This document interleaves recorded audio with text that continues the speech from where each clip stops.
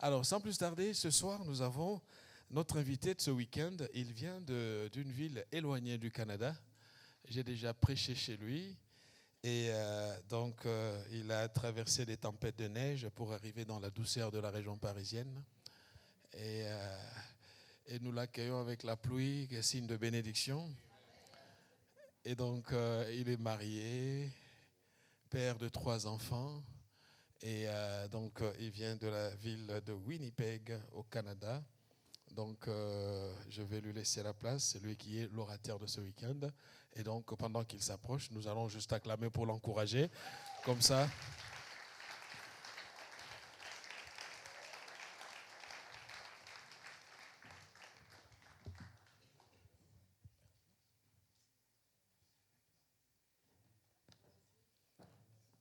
Gloire au Seigneur. Que le nom de notre Seigneur soit béni. C'est une joie, un privilège, un honneur de nous retrouver ici dans cette partie parisienne où, comme le pasteur vient de dire, nous avons traversé, nous avons laissé le froid et la neige à Winnipeg. Et voilà que nous sommes là pour parler de la part du Seigneur.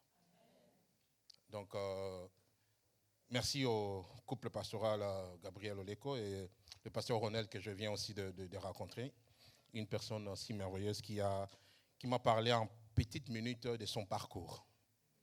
Vous voyez comment est-ce que lorsque vous rencontrez les personnes, ça fait Amen. Hein?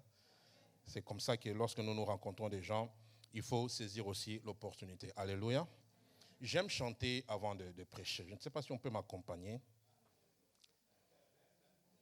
Je chante moi aussi. C'est l'expression, n'est-ce pas, de ce que nous ressentons, n'est-ce pas? Alléluia.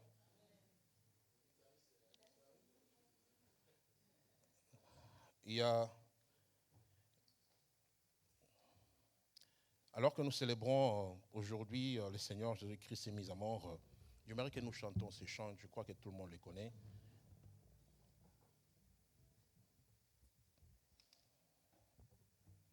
Attaché à la croix pour moi. Alléluia. J'aimerais que nous puissions réaliser non seulement le chant, mais que tu puisses réaliser ce que nous sommes en train de chanter. Est-ce qu'il est réellement attaché à la croix pour toi?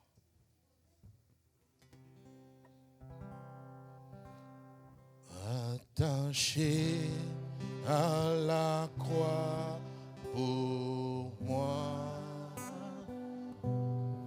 Attaché à la croix pour moi. Il a pris mon péché, il m'a délivré.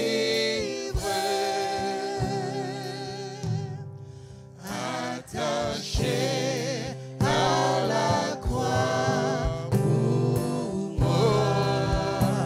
Attaché à la croix pour moi. Attaché à la croix pour moi. Il a pris mon péché, il m'a délivré.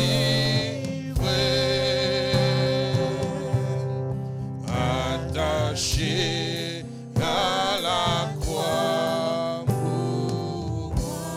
S'il est réellement attaché à la croix, tu vas l'élever. Tu vas lui dire merci parce qu'il a fait. Non pas pour ton frère, ta soeur, mais pour toi. Alléluia. Oui, tu t'es attaché, mon Dieu. On t'a attaché à la croix pour moi. Et à la croix, Jésus, tu as tout pris. À la croix, tu as tout accompli. À la croix, tu m'as délivré. Quel Seigneur merveilleux que je sers. Alléluia. Merci Jésus pour l'œuvre de la croix. Merci Yahweh pour ton sang qui a coulé.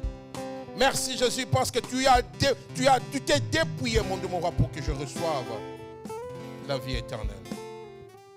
Oh, je te dis merci. Reçois l'honneur. Reçois la gloire. reçois la louange. Reçois, mon Dieu, nos acclamations. Oui, reçois, mon Dieu, mon roi, parce que tu en es digne. Parce que c'est toi seul est digne de recevoir l'honneur, la puissance et la majesté. Dans le nom de Jésus. Amen. Que le Seigneur vous bénisse tous. Alors donc je disais que je viens de cette partie du Canada que beaucoup de gens ignorent. Winnipeg. Combien connaissent Winnipeg ici? Je m'en doutais.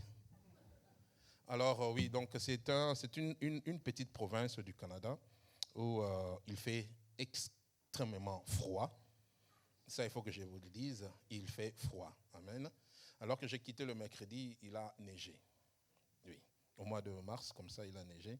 Et le Seigneur a permis que nous puissions nous retrouver là-bas pour son œuvre. Alors, nous sommes pasteurs de l'église du centre évangélique Siloé, qui, avant de venir, m'a envoyé leurs salutations à l'église ici. Alors, nous sommes là, donc ça va faire 10 ans l'année prochaine que nous serons là établis à Winnipeg. Et comme le pasteur a dit, je suis marié, très bien marié, et j'ai 3 enfants. Et tous servent dans l'église. Est-ce que j'ai choqué quelqu'un quand je dis très bien marié? Amen. Hein? Donc, c'est là que nous servons le Seigneur. Et c'est comme ça qu'on s'est connus avec le pasteur Gabriel.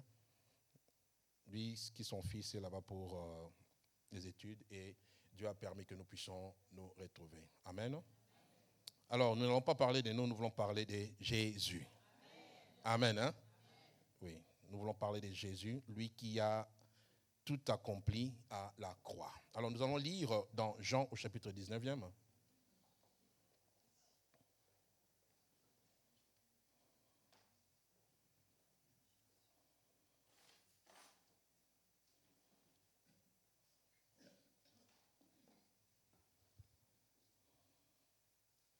Jean 19, à partir du verset 29, nous, chez nous, on se lève. Je ne sais pas ici si c'est le cas, non? Nous nous lèvons pour honorer la parole. S'il vous plaît, merci, nous allons nous lever. Alors, nous lisons Jean 19, moi je lis dans ma version français courant, plutôt Semeur. Verset 29, la Bible dit, près de là se trouvait un vase rempli de vinaigre. On attacha donc une éponge imbibée de ce vinaigre au bout d'une branche d'hysope et on l'approcha de la bouche de Jésus. Quand il eut goûté le vinaigre, Jésus dit, « Tout est accompli. » Il pencha la tête et rendit l'esprit. Nous allons lire Job, le verset 42, deuxième lecture.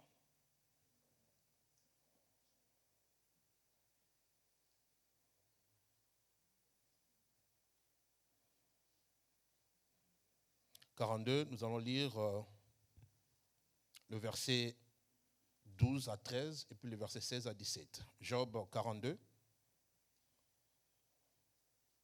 12 à 13. La Bible dit, il eut aussi 7 fils et 3 filles. Qu'est-ce que j'ai dit? 12 à 13. L'Éternel bénit le reste de la vie de Job plus que la première partie, si bien qu'il posséda 14 000 ovins et 6 000 chameaux, 1 000 paires de bœufs et 1 000 ânesses. Il eut aussi 7 fils et 3 filles. Le verset 16. Après cela, Job vécut encore 140 ans, de sorte qu'il vit des descendants jusqu'à la 4e génération. Puis Job mourut âgé et rassasié des jours. Amen. Merci beaucoup, nous pouvons nous rasseoir. Seigneur, nous venons auprès de toi pour parler de ta part. Seigneur, qui sommes-nous de nous tenir devant ton peuple? Je viens, mon Dieu, mon roi, m'effacer, m'éliminer, ô Dieu, afin que tu parles. Bénis, mon Dieu, mon roi, ce moment, au nom puissant de Jésus. Amen. Alors, le thème qui nous a été donné, c'est que tout est accompli. Alléluia. Tout est accompli. Tout, c'est l'exclusion de rien, n'est-ce pas? Tout, c'est l'ensemble dont les éléments sont désigner. C'est une unité lorsqu'on parle de tout. On dit tout. Quand on dit toutes les personnes, c'est-à-dire que chaque personne comprise. Quand on parle que pas du tout, c'est-à-dire qu'il n'y a plus rien. Mais lorsqu'on parle de tout, c'est-à-dire il a accompli certaines choses. Il a accompli quelque chose. Il a accompli une partie des choses. Non, il a tout accompli. Alléluia. Alors la vie sur la terre, des gens, quand tu rencontres une personne, il va te dire, non, voilà, j'ai fait telles études, voilà, j'ai autant de comptes en banque, voilà, j'ai autant de voitures. En fait, les gens dans la vie normale, lorsque vous racontez les personnes te disent à ce qu'ils ont. Ils te disent que voilà, j'ai ça, voilà, j'ai une maison, voilà, c'est ce qui n'est pas mauvais. Ce qui n'est pas mauvais. Mais ici, les personnes, en fait, la vie, lorsque tu racontes les gens, ils te caractérisent ou bien ils te donnent une image par rapport à ce que tu as. Mais la Bible dit dans Ecclésiaste 3 qu'il y a un temps pour tout. Il y a un temps pour mourir et il y a un temps pour... Il y a un temps pour pleurer, il y a un temps pour rire. Il y a un temps pour tout comme nous les connaissons. Alléluia. La Bible nous dit que dès le départ, lorsque Dieu a créé le monde, qu'il y avait un vide, qu'il y avait un chaos, qu'il y avait du tohu-bohu, si vous permettez le terme. C'est-à-dire que Dieu, lorsque la Bible dit que lorsque Dieu a créé toutes choses, Dieu vit que toutes choses étaient bon. Amen. Alors j'aimerais dire à quelqu'un que laisse-moi te dire que lorsque Dieu vient dans ta vie, il vient mettre de l'ordre. Lorsque Dieu a vu qu'il y avait des chaos, il y avait des désordres sur la terre, la Bible dit que l'Esprit de Dieu mouvait sur la terre. Alléluia. C'est pour dire que Dieu, l'amour de Dieu était avant même que toi tu naisses. Je réponds, que l'amour de Dieu pour ta vie est avant même que toi tu ne naisses. C'est pourquoi David peut dire, avant que je n'étais qu'une masse informe, tes yeux me voyaient. Alléluia. Alors ne vois pas comme une chose étrange, ou bien c'est par accident que tu as rencontré Christ. Non, Christ t'a aimé le premier. Alléluia. Il nous a aimé le premier. La Bible dit quelque part que ce n'est pas nous qui l'avons choisi, c'est lui. Il t'a choisi. Alléluia. Il t'a choisi. Il est mort à la croix pour toi. Il t'a choisi toi. C'est pour que, comme venait le chanter, il a pris nos péchés et il nous a délivrés. Amen. Alors nous allons pendant ces 3 jours débattre de ces termes. Tout est accompli. Et aujourd'hui, vendredi, c'est un jour très symbolique pour nous. C'est le jour où il a été mis à la croix. C'est le jour où le Seigneur a été mis à la croix.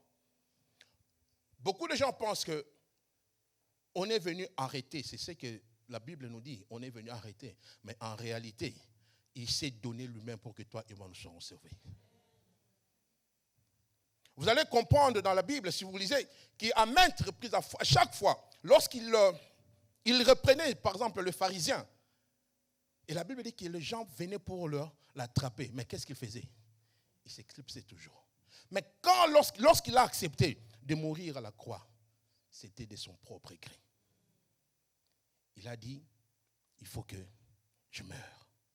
Et je disais que dans Genèse, lorsque Dieu a créé le monde, Dieu a vu que tout était bon. La Bible dit que lorsqu'il a créé le soleil, les étoiles, Dieu vit que cela était bon. Lorsqu'il a créé l'homme, il a créé la femme, Dieu vit que tout était bon. Mais qu'est-ce qui a fait que Jésus-Christ puisse mourir à la croix? La Bible dit que lorsque le serpent est venu vers la femme, il lui a donné ce que Dieu avait défendu. Et c'est là qu'il y a eu séparation.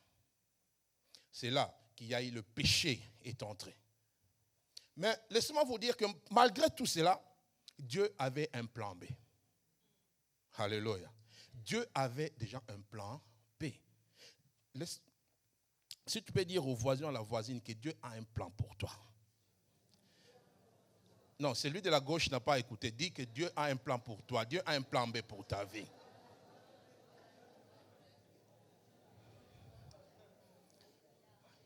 Si tu ne le crois pas, Jérémie 29 est tenté de me dire qu'il a un plan de bonheur et non de malheur. Alléluia. Et c'est comme ça que la Bible dit que Dieu, dans Apocalypse 5, qu'il y avait un conseil. Vous savez, des fois, lorsque Dieu veut faire quelque chose, des fois, il le fait avec toi, il le fait pour toi, mais sans toi. C'est comme ça que vous verrez que lorsque Dieu et Satan s'étaient mis en train de parler de Job, Dieu a dit à Job, plutôt à Satan, vois-tu mon serviteur Job? Mais en réalité, lorsque Dieu faisait cela, Job n'y était même pas. Job était absent de leur conciliabule. Job n'était pas là. Mais à la fin, nous allons voir, la Bible dit que Job est mort rassasié d'âge. Job est mort, il a même reçu plus que ce qu'il avait. J'aimerais dire à quelqu'un, ne regarde pas ce que tu as manqué, mais regarde la fin. La Bible dit que la fin de toute chose vaut mieux le commencement. Alléluia. Ce n'est pas, bien aimé, ce n'est pas ce que tu as commencé qui compte, mais c'est la fin de toutes choses. Malheureusement, beaucoup de serviteurs ont bien commencé. C'est pourquoi Paul est en train de dire, mais qui vous a ensorcelé? Vous avez commencé par l'esprit et vous terminez par la chair. On peut beau commencer. Je peux beau commencer, je ne sais pas moi, une entreprise ou bien une famille. Je peux beau commencer mes études. Mais ce n'est pas la fin qui compte. On dit, ce n'est pas la Bible, que la fin justifie. C'est ça qu'on dit, n'est-ce pas? C'est la fin qui justifie les moyens. Alléluia. Et lorsqu'on nous dit que tout accompli, j'essaie de consulter le dictionnaire. Le dictionnaire me dit que accomplir veut dire s'acquitter de, commettre, concrétiser, se conformer à, se plier, réaliser ou bien remplir. Je crois que si nous voyons la rousse, je crois que ce que Jésus-Christ a fait à la croix englobe tout ce que nous avons comme définition. Il a concrétisé. Quand on dit concrétiser, ça dit que quelque chose qui était peut-être abstrait, mais qu'on a rendu maintenant concret. Dans Ésaïe 53, on nous parle. Ésaïe 53 nous dit quelque chose qu'il n'avait aucun regard pour attirer notre attention. Alléluia. Ésaïe, il a prophétisé. Ésaïe nous a dit qu'un enfant nous est né, un fils nous est donné. Mais il y a eu plus de 300, 400 ans lorsque Ésaïe a prophétisé et que le Seigneur Jésus-Christ est né. Mais Ésaïe dit, on l'a frappé, il s'est humilié. Il n'a pas dit un mot semblable à un agneau mené à l'abattoir. Tout comme la brebis muette devant ceux qui l'attendent, il n'a pas dit un mot. Tout cela pour toi.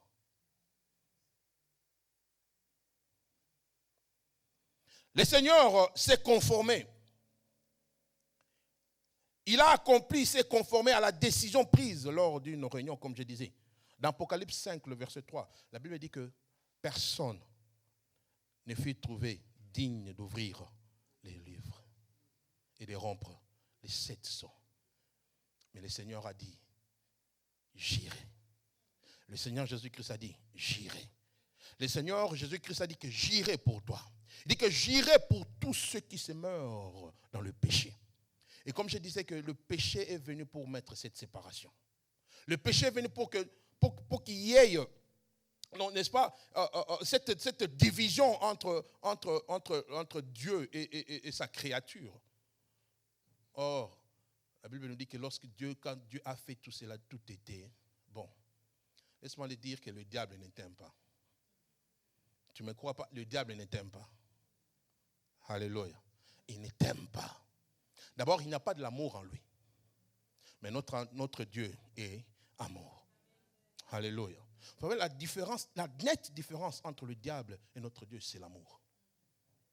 La Bible dit car Dieu a tant aimé qu'il a, lorsque tu aimes, on donne. Lorsque tu aimes, tu donnes. Alléluia. Lorsque tu aimes, n'est-ce pas, tu ne comptes pas. Et la Bible dit que le seul fils unique que Dieu avait, il y avait les anges, il y avait tout le monde dans cette réunion-là. Mais personne ne fut digne d'ouvrir le livre de vie et de rompre les 7 sceaux, si ce n'est le Seigneur Jésus-Christ. J'aimerais dire que le Seigneur, il n'y a que seul Jésus-Christ qui est mort à la croix pour toi. Vous savez combien, il y avait 3 personnes qu'on a crucifiées, n'est-ce pas? Il y avait le Seigneur Jésus-Christ et les 2 brigands. Au point où l'autre brigand qui disait, mais tu es le Fils de Dieu. Il était en train d'insulter, mais l'autre, il dit, mais non, nous méritons ce que nous avons fait.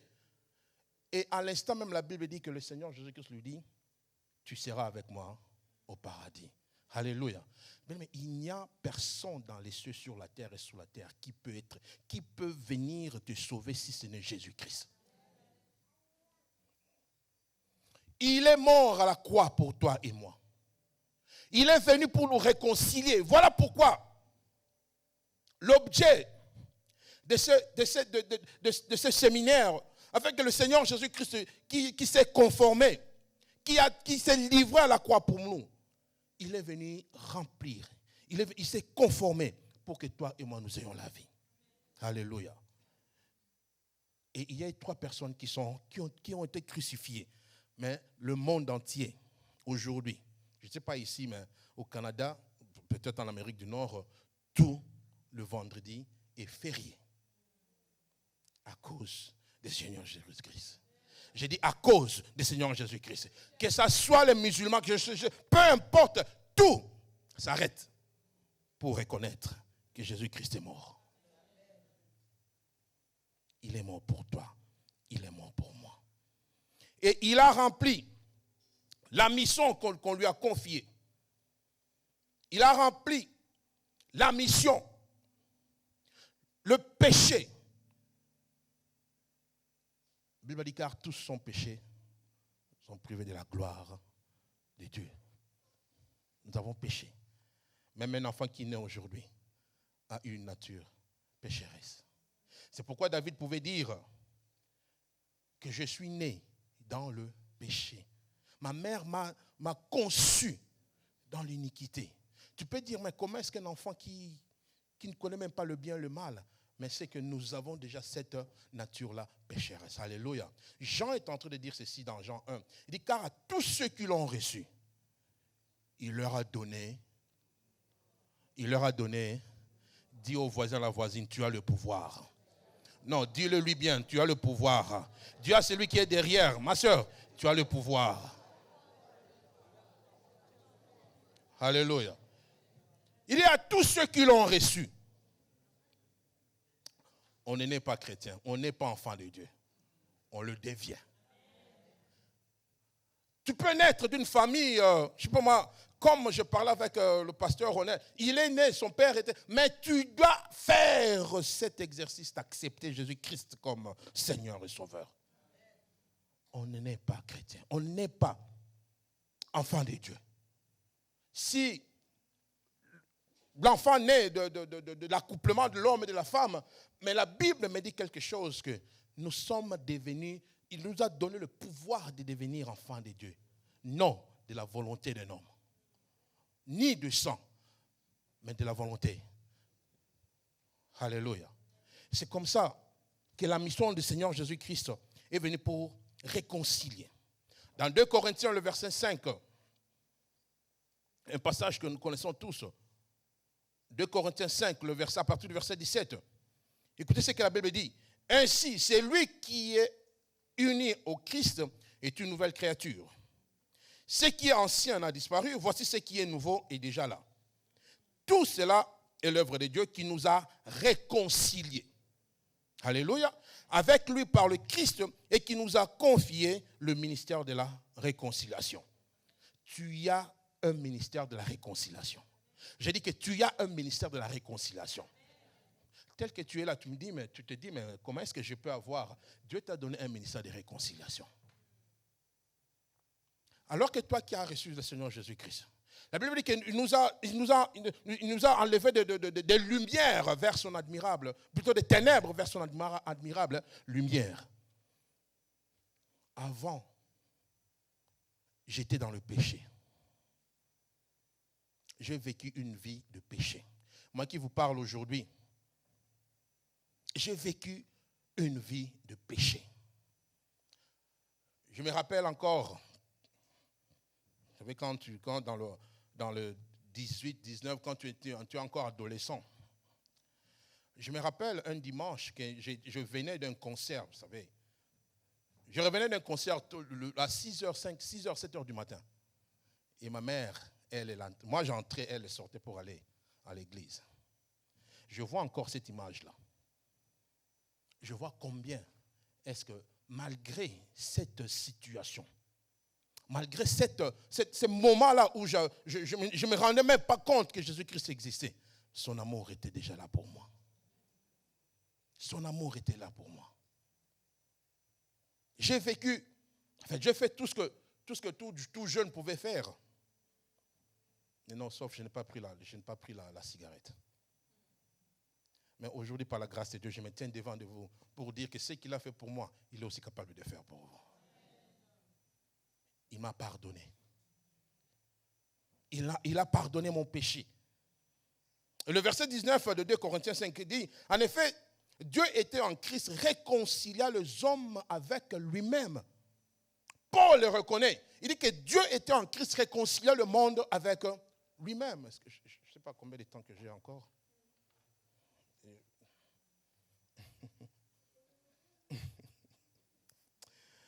10-15. OK. Donc, je dis que nous avons ce ministère de réconciliation. Pourquoi je dis cela? Parce que nous avons reçu Jésus-Christ dans notre vie. Tu l'as reçu Jésus-Christ dans notre vie. Mais combien est-ce que nos amis, combien est-ce que nos frères, nos soeurs, nos parents meurent sans connaître Christ? C'est pourquoi Paul est en train de dire que nous avons un ministère de réconciliation. Alléluia. Nous avons un ministère de réconciliation. Peut-être qu'ils ne peuvent pas croire à toi, mais c'est que toi tu as à faire de prier pour eux. La prière n'échoue jamais. La prière, même si tu peux dire que mon enfant est devenu délinquant, laisse-moi te dire que la prière n'échoue jamais. En fait, la prière est une semence que tu plantes. Peut-être 2-3 ans après, tu verras le fruit. J'aimerais dire à quelqu'un que c'est que tu as prié. Dieu, la Bible dit qu'il est celui qui écoute les prières. Et tous les hommes viendront à lui. La prière que tu fais, laisse-moi te dire qu'elle n'échoue jamais. La prière que tu as faite, laisse-moi te dire qu'elle n'échoue jamais. C'est pourquoi prie pour tes enfants, pour ton mari, pour ta femme, pour tes amis, pour ton frère, pour ta soeur. Nous avons un ministère de réconciliation. Nous avons un ministère de réconciliation. Alors que je disais que moi, je vois cette image, ma mère qui allait au culte dimanche le matin. Aujourd'hui, je peux dire que c'est une sémence de ces prières. Ce que je suis devenu, c'est une sémence de ces prières. Parce qu'en ce moment, j'étais rebelle. Je ne pouvais pas croire, je ne pouvais pas m'imaginer. Mais l'amour de Dieu surpasse toutes choses. Alléluia. Et il est un don gratuit par lequel le Père a voulu que nous puissions réconcilier avec le Seigneur. Alléluia. Il nous a non pas seulement donné ce moment de venir auprès de lui, mais la Bible me dit que dans Jean 2, lorsqu'il a commencé son ministère, le premier miracle qu'il a fait, c'était de changer l'eau en vin. Et la Bible me dit qu'il y avait là 6 vases. 6 vases. Je ne sais pas si j'aurai le temps de terminer ça. Mais il y avait 6 vases. Alléluia. Je vais dans Jérémie, chapitre 18. Dieu est en train de dire à Jérémie, dit, va chez un potier. Regarde comment est-ce que le potier est en train de faire. Il est assis sur son tour en train de faire le vase. Alléluia. Mais la Bible dit que nous sommes l'argile dans les mains du potier. Et la Bible me dit que dans Jean 2, il y avait 6 vases. Et l'Apocalypse 13 est en train de me dire que 6, c'est le nombre d'un homme. Mais 7, il fallait que Jésus-Christ soit comme le 7e vase pour que ce miracle-là s'accomplisse. Et 7, c'est le chiffre de la perfection. Et lorsque nous avons lu dans Genèse, Jean 19, nous voyons comment est-ce que la Bible dit qu'il y avait là un vase à côté. Et on a pris, je ne sais pas moi, un chiffon, on lui a donné, et la Bible dit qu'afin que cela s'accomplisse, sa parole. Donc, j'aimerais dire à quelqu'un que Jésus-Christ est venu dans ta vie pour accomplir la mission. C'est de te réconcilier, toi, avec le Père. Car Dieu, son amour, ça nous allons le voir demain, son amour, je ne sais pas si je ne sais pas si un homme peut t'aimer comme Dieu nous aime. Alléluia. Ta femme peut te dire je t'aime. Ton mari peut te dire il t'aime. Tes enfants peuvent te dire ils t'aiment, mais il n'y a pas l'amour comparable à celui de Dieu. Qui s'est livré à la croix. Moi, je dis à mes enfants, je ne peux pas je ne peux pas accepter de mourir pour toi. La vie est belle, hein? Vous le savez. Je leur dis non, je ne peux pas. Mais il y a un seul qui a accepté de le faire. Et c'est Jésus-Christ. Alléluia. Et c'est Jésus-Christ qui a accepté de mourir à la croix. La Bible est en train de me dire ceci. Que lorsqu'il a accompli ce premier miracle, il a, non pas seulement le premier miracle, mais lorsqu'il est venu, lorsqu'il a commencé son ministère, la Bible me dit qu'il a fait voir les aveugles. Les boiteux ont marché. Les sourds ont entendu. Alléluia. Mais non, vous voyez comment est-ce que Dieu, Jésus-Christ à la croix, lorsqu'il dit qu'il a accompli, c'est-à-dire qu'il devait tout faire. Que les aveugles devaient voir, que les sourds devaient entendre, que le paralytique devait marcher, afin que s'accomplisse la parole de Jésus-Christ, afin que s'accomplisse ce que Dieu avait pour nous. Et sa mission, bien que c'était dur, pénible, horrible, agonisant, il a dit Seigneur. Non, il n'a pas prié Dieu. Si vous lisez le chapitre 17e, lorsque Jésus-Christ fait sa prière sacerdotale, là, il n'a pas appelé Dieu, il a appelé Père. Il a appelé Père. Vous savez, la volonté du Père est que toi et moi, nous puissions être sauvés. Je ne dis pas Dieu, je dis la volonté du Père. Il dit, si comme méchant que vous êtes, vous savez donner de bonnes choses à vos enfants, à combien plus forte raison le Père, non pas Dieu, il parle du Père. Il dit, à combien plus forte raison le Père qui est dans les cieux ne vous donnera-t-il pas toutes choses. Alléluia. Mais lorsque, je ne sais pas si tu peux commencer à changer maintenant comment tu pries. Prie, il dit, lorsque vous priez, dites, notre mère, notre frère, notre sœur. Il dit, dites. Vous savez pourquoi il a dit dites? Parce qu'à ce moment-là, il y avait aussi des gens qui faisaient des prières. Il dit, mais vous êtes différents. Il dit, vous êtes une race royale. Il dit, vous êtes un sacerdoce, une race élue, un sacerdoce royal. Il dit, mais vous, lorsque vous priez, dites, notre Père. Alléluia. Il dit, dites, notre Père qui est aux cieux. Et à la croix, il y a eu 3 personnes, comme je disais, mais il n'y a qu'un seul qui est mort à la croix pour toi. Isaïe l'a si bien dit, la raison.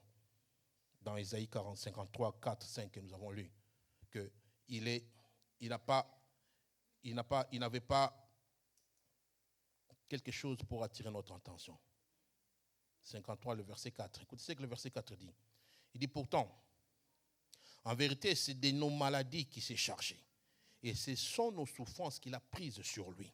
Alors que nous pensons que Dieu l'avait puni, frappé et humilié, mais c'est pour nos péchés qu'il a été percé. C'est pour tes péchés qu'il a été percé. Vous savez, aujourd'hui, il y a encore des gens qui vivent encore dans le péché. Il y a des gens qui se disent, entre guillemets, chrétiens, mais qui vivent sous l'emprise du péché. Je me dis que Jésus-Christ est capable, non seulement de pardonner, mais d'enlever, de délivrer de tout péché. Le diable, la Bible dit que le diable ne vient qu'égorger, détruire. Mais l'amour, Jésus-Christ a donné sa vie pour que nous ayons la vie en abondance. J'aimerais terminer par dire ceci. Il est venu réconcilier le pécheur. Nous qui étions loin de son amour, nous qui étions loin de sa présence, mais le Seigneur est venu pour réconcilier ces gens-là. Il est venu pour que le pécheur revienne. Il n'est pas encore tard pour que tu abandonnes le péché. Je dis qu'il n'y a pas de péché plus grand que Jésus ne peut pas pardonner. Il n'y a aucune maladie qui ne peut pas guérir. Il est capable.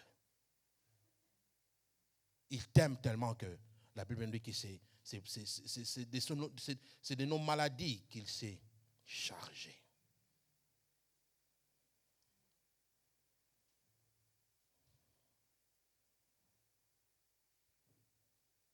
Et la deuxième catégorie des gens pour lesquels le Seigneur s'est cloué à la croix, c'est que ce sont des gens dont la loi de la malédiction persiste encore, pèse encore sur eux.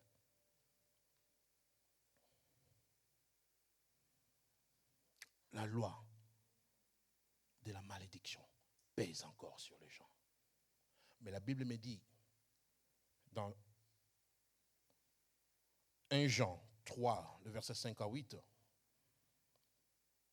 1 Jean 3, la Bible dit ceci. Or, vous le savez, Jésus est apparu pour ôter le péché. Il n'y a pas de péché en lui.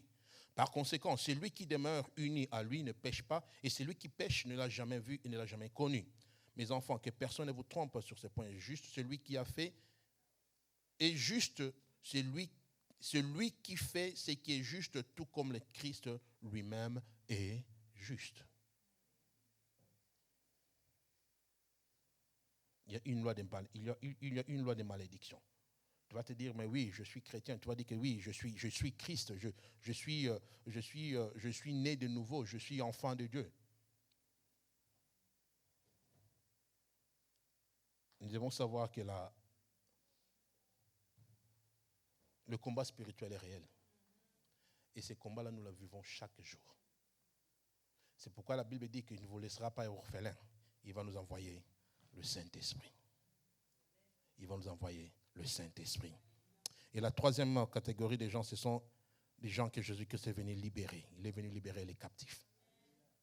Il est venu libérer les captifs. Dans Isaïe 61, le verset 1, Luc 4, nous connaissons l'Esprit du Seigneur est sur moi car il m'a oint.